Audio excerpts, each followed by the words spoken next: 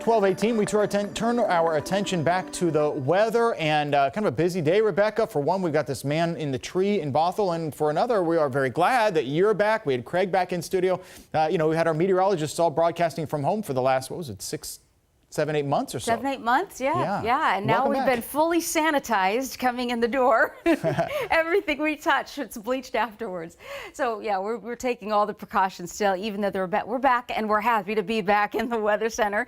As we look outside, one of the reasons we're glad to be back is we can show you gorgeous shots like this after the soggy, rainy morning around Everett over to Marysville. Even La Push had a little bit of light rain, and now it's just the glistening sun on the water. Everett getting some blue skies breaking through the clouds, and this is a really happy sight because it's been soggy, rainy, pouring down rain at times in what we call the convergence zone. It's focused in that area where air comes back together. Once it wraps around the Olympics, it smacks together and lifts up typically right over Everett, but most of the time it's in Snohomish County and sometimes northern King County line. You could see those showers from Arlington over to Darrington and Verlot and down towards Sultan. So Highway 2 is still pretty soaking wet.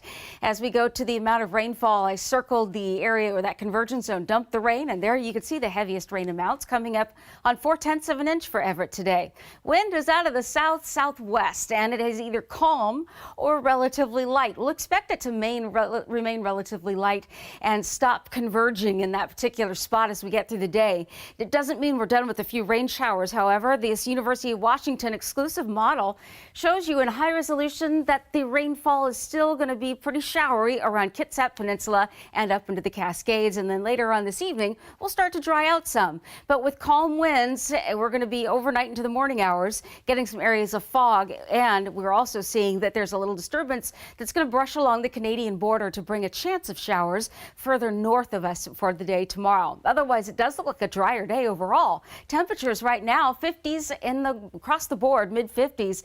We're going to be closer to that 60-degree mark for a high temperature around the north interior today. We'll get that little bit of sunshine. It's going to take some time for the clouds to break up over central Puget Sound with 62 for a high for Seattle, getting into the low 60s around the South Sound, becoming partly sunny. In fact, Olympia already is partly to mostly sunny. The coast will continue with the sunshine today, high temperatures in the upper 50s. East of the Cascades, upper 50s to the mid 60s. So overall, this is what it's looking like. We're going to be drying out today. We'll have a little bit of the fog developing as we get into tomorrow morning.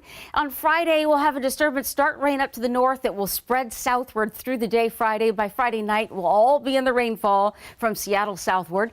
And then on Saturday, maybe a stray shower. It's looking drier actually for our Saturday right now. And then we'll have some early rain changing to afternoon showers on Sunday. It's cool in the mid to upper 50s for the first part of next week. It's like this fall pattern is just taken over, and we're going to stick with that little bit of shower activity off and on throughout the stretch, but no direct hit of a big storm. After yesterday, I think we've all been primed for fall season. Yeah, no kidding. And it's like the seesaw, rain, no rain. Every other day, it's like one or the other.